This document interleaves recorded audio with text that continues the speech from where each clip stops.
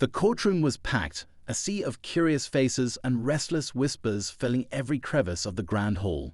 People shifted in their seats, some craning their necks to get a better view of the woman who had just walked in. She wasn't loud or imposing, but there was something about her presence that commanded attention. Her eyes, rimmed with exhaustion and sorrow, carrying the weight of a storm brewing just beneath the surface.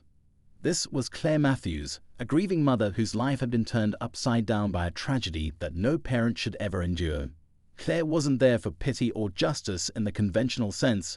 She was there for truth, and she intended to reveal it, no matter the cost.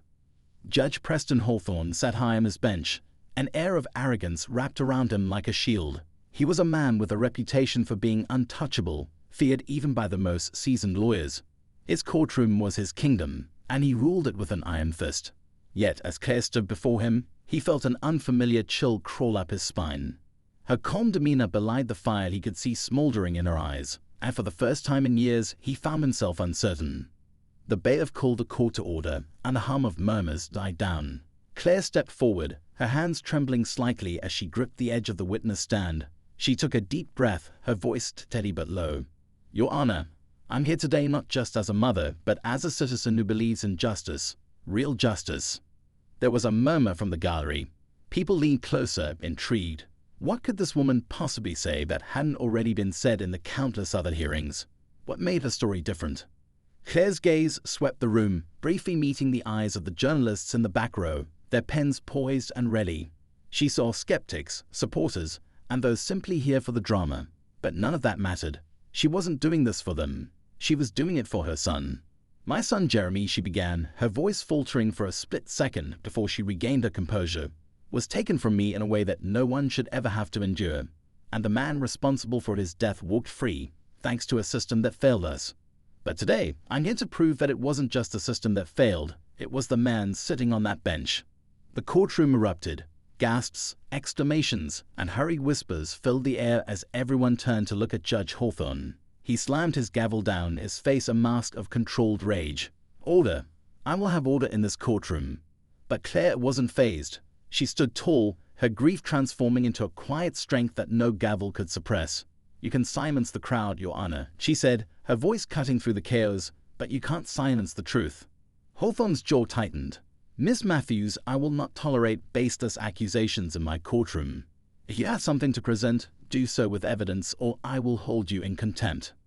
"Oh, I have evidence," Claire replied, pulling a neatly folded document from her bag. Her hands were steady now, fueled by the righteous anger that had kept her awake countless nights. "And this evidence doesn't just implicate the man who killed my son. It exposes the corruption that allowed him to walk free." The tension in the room was palpable. Every eye was on her as she handed the document to the bailiff, who carried it to the judge. Hawthorne hesitated for a fraction of a second before taking it, his fingers gripping the edges of the paper a little too tightly. He began to read, his expression darkening with every word. Claire's voice broke the silence. "You thought no one would find out, didn't you? That your position would shield you forever. But you underestimated a mother's love, and the lengths she'll go to for her child." The gallery was silent now, the weight of her words pressing down on everyone present.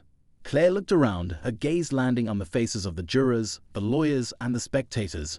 "I didn't come here to fight a losing battle," she said, her voice unwavering. "I came here to expose the truth. And when you see what I've uncovered, you'll understand why this fight is far from over." Hawthorne's face was pale as he looked up from the document, his lips pressed into a thin line.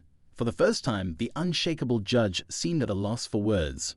The courtroom was on the edge of its collective seat, the suspense thick enough to cut with a knife. And then Claire delivered the final blow. "Ladies and gentlemen, this is only the beginning. What I'm about to reveal will change everything you thought you knew about this case, and about the man behind that bench." The courtroom erupted once more, but Claire didn't hear it. She stood there, a lone figure in a storm of chaos, her resolve unshaken. She had started something that couldn't be stopped, and now the world would have to face the truth. The tension in the courtroom was suffocating as Claire Matthews stepped back from the witness stand. The room felt alive, each person holding their breath, waiting for someone to speak, to break the unbearable silence. But no one dared. All eyes shifted between Claire and Judge Preston Hawthorne, the weight of her words still echoing in the air. Hawthorne's hands trembled as he set the document down on the bench. For years, he had built his reputation as a man of integrity, a pillar of the legal system. But now, cracks were forming in his carefully constructed facade, and everyone could see them. He cleared his throat, trying to regain his composure, but his voice betrayed him. "Miss Matthews," he said, his tone strained, "these are serious accusations. I trust you understand the gravity of what you've just done." Claire's gaze never wavered. "I understand perfectly, Your Honor," she replied, her voice steady, though the strain of holding back her emotions was evident. "The question is, do you?" The judge's gavel hovered in the air, but he didn't bring it down. It was clear he was stalling, buying time to think, to find a way to regain control. But Claire wasn't going to let him off the hook that easily. She had waited too long, endured too much, to back down now. The court clerk, seated to Hawthorne's right, leaned toward him, whispering something that only he could hear. His face darkened further, and he nodded curtly, dismissing her with a wave of his hand. Meanwhile, murmurs rippled through the gallery as people speculated about what the document might contain. Sitting in the front row was a young journalist, Emily Carter, who had been following the Matthews case since it first made headlines. She had always suspected there was more to the story, and now it seemed her instincts were right. Emily's fingers flew across her notepad, scribbling details she didn't want to forget. This wasn't just a story anymore. It was the story, the one that could make her career. But even as her professional ambition surged, a part of her heart broke for Claire. The woman had already suffered so much. Whatever she had uncovered, it must have come at a great personal cost. "Your Honor," Claire continued, her voice cutting through the murmurs like a blade, "I've spent the last 2 years fighting for justice for my son. I've knocked on doors, filed appeals, begged anyone who would listen to help me, and every single time I was told the same thing. There wasn't enough evidence. That the system had done its job, and I needed to move on." Her voice cracked slightly, and she paused to compose herself. "But I couldn't move on. Not when I knew in my heart that something wasn't right. Jeremy's death wasn't just a tragic accident. It was the result of a deliberate choice, one that you allowed to happen." The crowd gasped again, and this time Hawthorne slammed his gavel down. "Miss Matthews, I warn you." "Warn me all you want," Claire interrupted, her voice rising. "You can throw me out of this courtroom, hold me in contempt, try to discredit me. But it won't change the truth, and it won't stop what's coming." Her words hung in the air, a challenge no one dared to meet. For a moment, it was as if time itself had stopped, the weight of the moment pressing down on everyone in the room. Then slowly Claire turned to face the gallery.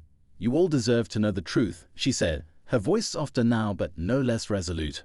"Jeremy was just 17 when he died. He was a good kid, kind, smart, full of life. He wanted to be a pilot. He used to spend hours building model airplanes and dreaming of the day he'd fly one for real." Her lips trembled as she continued, the memories almost too painful to recount. But that dream ended on a rainy night 2 years ago when he was hit by a drunk driver. A man who had been arrested for DUI 3 times before, but was still allowed to walk free because someone pulled strings for him. That someone was you, Judge Hawthorne. The crowd erupted again, louder this time, and Hawthorne's gavel was powerless to stop it. Reporters scrambled to capture every word, every reaction, while the bailiffs struggled to maintain order. Claire's words had set off a bomb, and there was no containing the fallout. Emily Carter leaned forward, her heart pounding. This was it, the moment she'd been waiting for. But even as she took notes, she couldn't shake the feeling that there was more to the story. Claire had hinted at something bigger, something deeper, and Emily was determined to find out what it was. On the bench, Hawthorne's composure finally cracked. His face was a mask of barely concealed fury as he leaned forward, pointing a finger at Claire. "You have no idea what you're talking about," he spat, his voice shaking. "You're grasping at straws, desperate to blame someone for your loss. But accusing me, May, of corruption, that's not just reckless, it's slander." Claire stepped closer, her eyes blazing. "It's not slander if it's true." And with that, she turned and walked back to her seat, leaving the courtroom in stunned silence. The judge, the lawyers, the spectators, everyone was frozen, unsure of what to do or say next. In the quiet that followed, Emily noticed something she hadn't seen before. A man sitting in the back row, his face partially obscured by a baseball cap, was watching Claire with an intensity that sent a shiver down her spine. He didn't look like a reporter or a curious bystander. There was something about him, something off. Emily made a mental note to keep an eye on him. Meanwhile, Judge Hawthorne turned to the lead prosecutor, his voice low and urgent. "You need to shut this down," he hissed, his hands clenched into fists. "Now."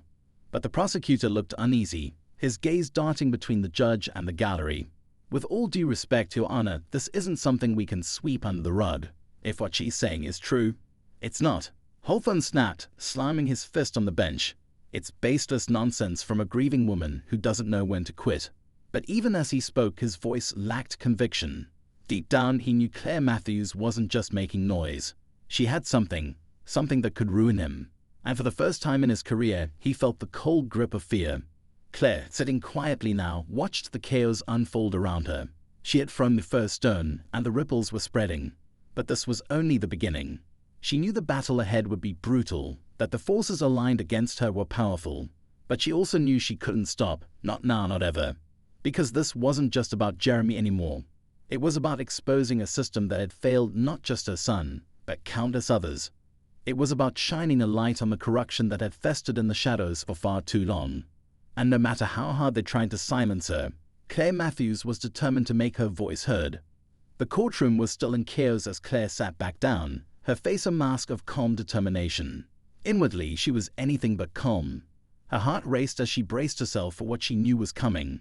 She had taken the first step, but this was far from over. If anything, it had only just begun. Judge Hawthorne tried to regain control, slamming his gavel again and again until the noise finally died down.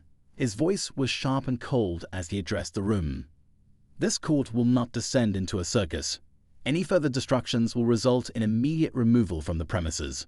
Is that clear?" The crowd murmured in response, but no one dared speak up. Claire, however, kept her gaze locked on the judge, unflinching. She could see the cracks in his composure, the fear behind his anger. He wasn't untouchable anymore, and he knew it. Emily Carter watched the scene unfold with growing curiosity. She had covered countless court cases, but this one was different. There was something electric in the air, a sense that this was more than just another legal battle. It was personal, raw, and dangerous. Her instincts told her that Claire's accusations weren't baseless, and she was determined to dig deeper. After the recess was called and the courtroom began to empty, Emily made her way toward Claire. She hesitated for a moment, unsure if this was the right time, but the look in Claire's eyes told her to go ahead. "Miss Matthews," she said softly, her tone careful, "I'm Emily Carter. I'm a journalist with the Daily Beacon. I've been following your case." Claire glanced at her, a flicker of recognition crossing her face. "You're the one who wrote that piece about Jeremy last year," she said, her voice carrying both gratitude and sadness. "It meant a lot to me." Emily nodded, feeling a pang of guilt for how the article had been received. "I tried to shine a light on what happened, but I know it wasn't enough. I want to help now, really help. If there's more to this story, I want to tell it. The truth deserves to be heard." Claire studied her for a moment, as if weighing her sincerity. "The truth," she said finally, her voice barely above a whisper, "is dangerous. Once you dig into it, there's no going back." Emily didn't flinch. "I'm willing to take that risk." "Are you?" For a moment, neither of them spoke. Then Claire nodded, a small but decisive gesture. "Meet me tonight," she said, slipping a piece of paper into Emily's hand. "There's something I need to show you." Meanwhile, in the judge's chambers, Hawthorne was pacing like a caged animal. His mind raced as he tried to calculate his next move. He was no stranger to threats and accusations, but this felt different. Claire Matthews wasn't just another grieving parent looking for someone to blame. She had something tangible, something that could ruin him. And the worst part was, he wasn't entirely sure how much she knew. Hawthorne picked up his phone and dialed a number he rarely used. When the voice on the other end answered, he didn't bother with pleasantries. "We have a problem," he said, his voice low and urgent. "A big one. I need it handled." The voice on the other end replied calmly, but there was an edge to it. "What kind of problem?" "A woman named Claire Matthews. She's making accusations. Dangerous ones. If she's telling the truth, it could expose everything." There was a pause, then the voice responded, "Leave it to me, but you better hope she doesn't have anything solid." As Hawthorne hung up, he felt a cold sweat break out on his forehead. For the first time in years, he realized he might actually be in over his head. Later that evening, Emily arrived at the address Claire had given her. It was a small, unassuming cafe tucked away on a quiet street. Claire was already there, sitting in a corner booth with a folder in front of her. She looked tired but determined. "I wasn't sure you'd come," Claire said as Emily slid into the seat across from her. "I told you, I'm here to help," Emily replied. "What's in the folder?" Claire hesitated for a moment before sliding it across the table. "Proof," she said simply, "or at least enough to start connecting the dots." Emily opened the folder and began flipping through the pages. There were financial records, emails, and handwritten notes, all meticulously organized. It didn't take long for her to see the pattern. Judge Hawthorne had been taking bribes for years, using his position to protect powerful people and cover up their crimes. Jeremy's case was just one of many. "This is massive," Emily said, her voice barely above a whisper. "If this gets out—" "It has to get out," Claire interrupted. "But it wouldn't be easy. Hawthorne has connections, people who will do whatever it takes to protect him. That's why I need someone like you, someone who can make sure the truth reaches the public before they can silence it." Emily felt a chill run down her spine. She knew the risks of taking on someone like Hawthorne, but she also knew she couldn't walk away from this. "I'll do it," she said, her voice firm. "But we need to be careful. If he finds out what we're doing—" "He already knows," Claire said grimly, "and he won't stop until he's sure I can't hurt him." As they spoke, the man in the baseball cap sat in a car parked across the street, watching the cafe through the window. He pulled out his phone and made a call. "She's meeting with a reporter," he said. "What do you want me to do?" The voice on the other end was calm but menacing. "Keep an eye on them. We'll decide the next move soon." Inside the cafe, Claire and Emily continued to plan their next steps, unaware of the danger lurking just outside. The stakes were higher than ever, and the fight for justice was only getting started.